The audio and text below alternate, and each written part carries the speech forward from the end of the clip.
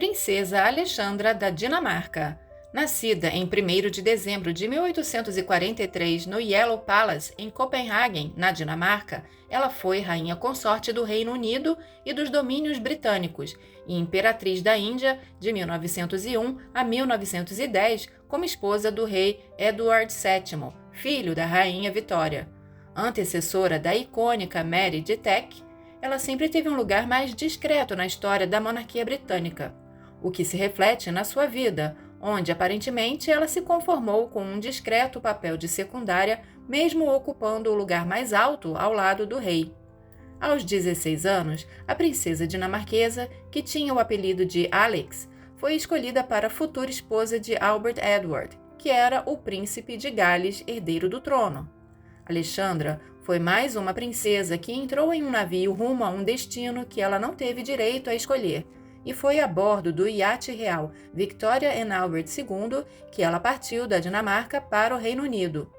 Muito embora antigamente fosse amplamente aceito que reis tivessem amantes, era até uma tradição que eles tivessem a chamada favorita do rei. No entanto, Edward VII, que dizem que não era uma figura nada agradável, sendo obeso e fumante, foi além. Tanto que seu reinado ficou conhecido mais pelo número de amantes que ele teve do que pelos seus feitos. O casamento ocorreu em 1863 no Castelo de Windsor, quando o herdeiro do trono tinha 21 anos e ela 20. Para se ter ideia da linhagem da princesa, nessa mesma época seu pai se tornou rei da Dinamarca e seu irmão se tornou o rei da Grécia. Antes de se tornar rainha, Alexandra foi princesa de Gales entre 1863 e 1901, sendo até hoje a pessoa que mais tempo deteve esse título, o mesmo que Kate Middleton carrega atualmente, sendo conhecida como Catherine, a Princesa de Gales. Poucos anos após o casamento, Alexandra iria perceber que teria que aceitar mais do que um casamento arranjado e teria que dividir seu marido com outras. Vamos conhecer um pouco da história de Alex, a rainha Alexandra e seu infeliz casamento, mas antes, se você gosta desse tipo de conteúdo, aproveite para se inscrever e ative as notificações para ser avisado sempre que tiver novos vídeos por aqui. E deixe um like para ajudar o canal e vamos então seguir com o tema de hoje.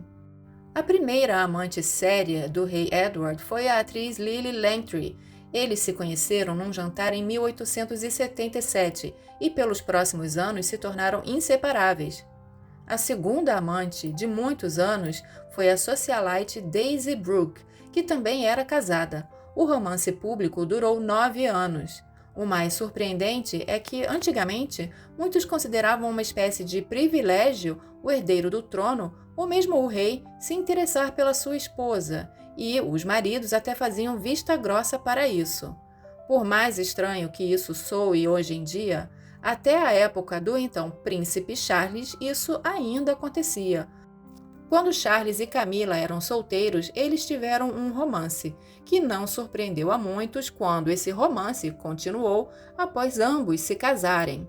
É notório que o ex-marido de Camila, chamado Andrew Parker Bowles, não só fazia vista grossa para essa situação, como ele era comandante da cavalaria do palácio e amigo próximo da família real. Na verdade, ele havia namorado a princesa Anne na época de solteiro, vindo a se casar com Camila anos depois. E até hoje, Andrew é amigo da família e frequenta os eventos do círculo íntimo dos Windsors. Voltando ao início do século passado, após a morte da rainha Vitória em 1901, finalmente o marido de Alexandra tornou-se o rei Eduardo VII, e Alexandra passou a ser a sua rainha consorte. Ela enfrentou doenças e traições. Alexandra tinha um problema na perna e também problema de audição, mas ainda assim ela influenciou a moda durante o seu tempo.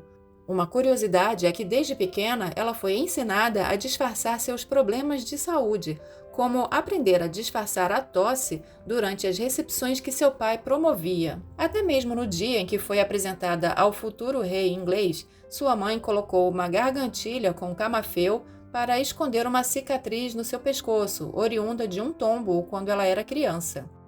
Pode-se dizer que seu reinado, como uma mulher que promoveu imensamente obras de caridade, moldou o papel das futuras rainhas consorte na monarquia britânica, sendo ela a responsável por uma nova ala de maternidade no Hospital de Londres e por ter ajudado soldados feridos.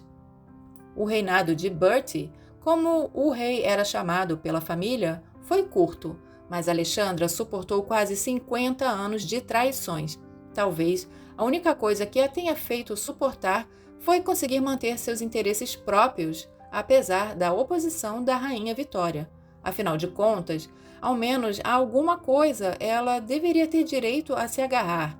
Mas imaginem o quanto isso deve ter sido difícil, pois se até a época da rainha Elizabeth ainda víamos mulheres da realeza que nem se atreviam a pintar as unhas de uma cor que a monarca não gostasse, imagina na época da rainha Vitória.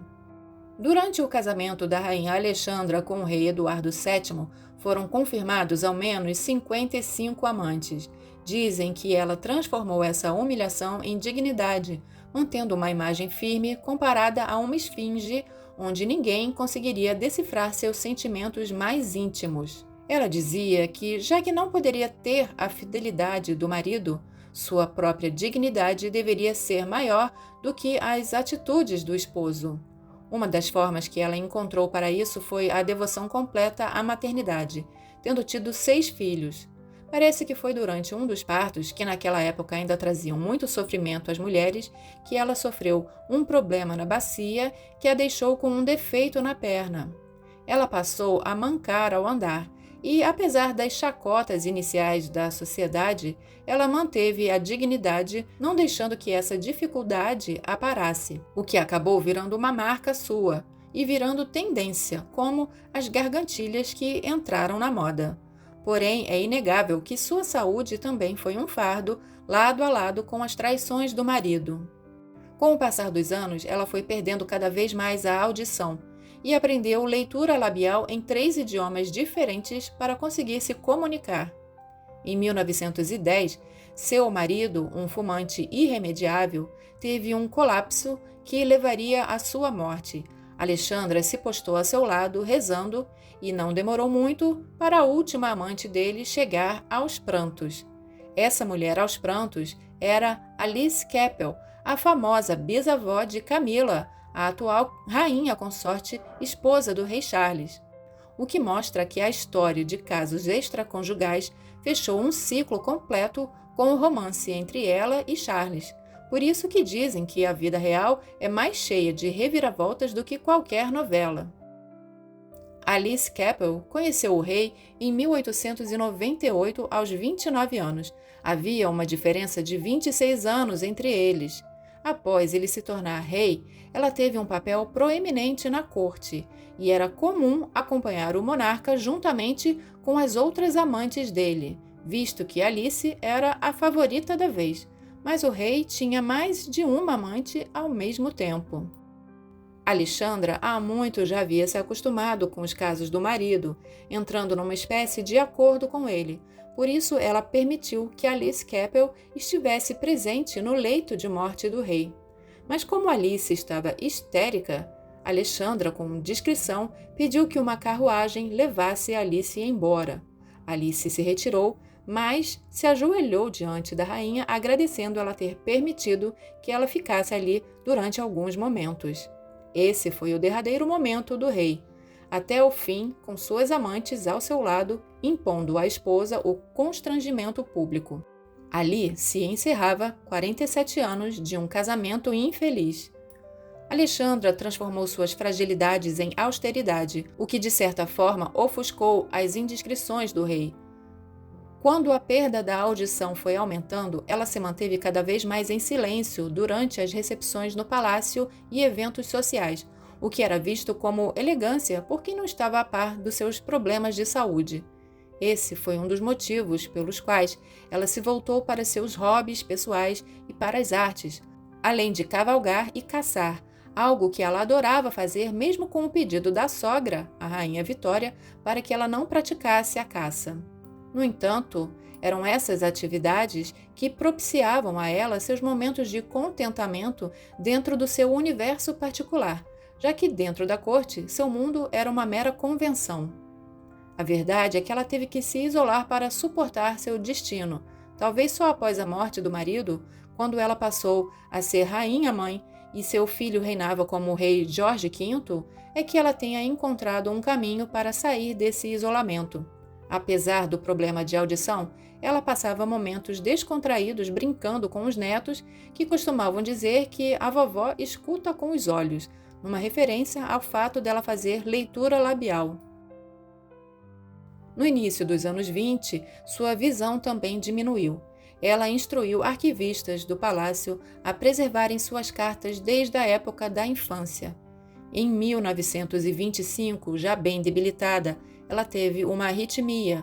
Ela se encontrava em Sandringham, no interior da Inglaterra, e nesse momento ela pediu um papel e uma caneta e escreveu em dinamarquês a frase "Estou voltando para casa", e pouco depois faleceu.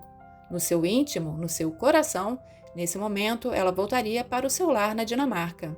Alix foi mais uma mulher vinda da realeza que teve seu destino sacrificado por interesses monárquicos, alianças entre casas reais e que aceitou cumprir esse papel com resiliência. O que vocês acham da vida dessas princesas dos séculos passados? Elas foram vítimas de um sistema? Será que muitas se iludiram achando que teriam um casamento de conto de fadas para só depois se darem conta da realidade a respeito da posição de uma rainha consorte e da letra fria dos contratos de casamento? Pode-se dizer que essas figuras históricas foram duplamente afetadas pela sociedade, mulheres duplamente subjugadas porque tinham que acatar não só a sociedade, como também as regras das monarquias que elas representavam. E como princesas, eram submetidas a casamentos arranjados e os interesses diplomáticos falavam mais alto que os sentimentos. Vocês concordam com isso? Comentem aqui então o que vocês acham disso, da vida dessas princesas que foram carregadas de dramas. Se inscrevam, deixem um like e até o próximo!